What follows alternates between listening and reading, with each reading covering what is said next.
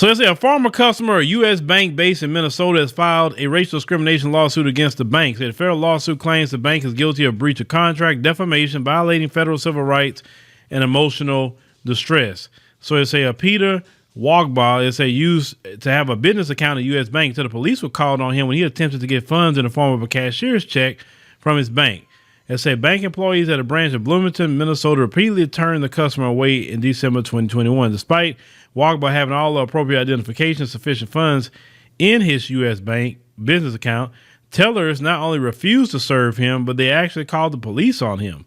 He said if this was a white person, he said that person would have been treated differently than me. He said, I felt like I was treated as a criminal, even though I'm bringing in business. I'm doing business with them, and they want to change the way they treat people and the way they do business with black people. It said bank employees later apologized and said, however, in court documents, U.S. Bank continues to deny racial discrimination despite other claims by black customers of racial discrimination. It said one of the customers, Joe Morrow, was arrested at a U.S. Bank in Columbus Heights, Minnesota in 2020 when he tried to cash a $900 check. Morrow said at the time that when the bank staff looked at the check, he knew they thought the valid check was fake. And said they were all looking at me and just staring at me and then looking at the check and then staring at me again and saying, I'm already knowing what they're thinking. He said that the check is fake. He said Morrow called the bank manager accusing him of trying to cash a fake check. And I do remember this story, actually. And it was a big old thing. The police came and all of that. And they said that U.S. Bank also settled a lawsuit against the bank for racial discrimination by the brother for an undisclosed amount. So they had to pay him. It's another financial institution in Arizona called the police on a black man after he tried to cash his paycheck in October 2021. And said Almond Brewer was traumatized when he tried to deposit a check at a Pinal County Federal Credit Union in Apache Junction. They said the check was payment for a boat that Brewer sold on Facebook.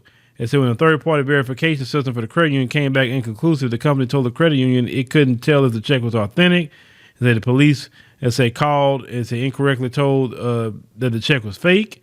It said video footage showed him being detained by the police. Brewer said his race factored into a fraud accusation against him at the credit union.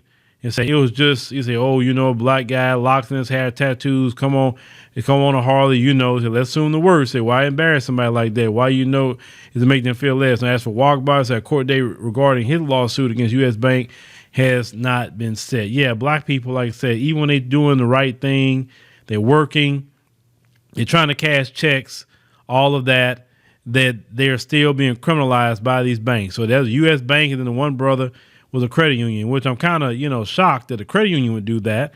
I said, because most of the time your credit unions are better than your banks, usually because the way they market, I know people, hell, I got a credit union, I got a, bank and all that stuff too. And credit union usually, treats you pretty good, but that's why I'm shocked to hear that.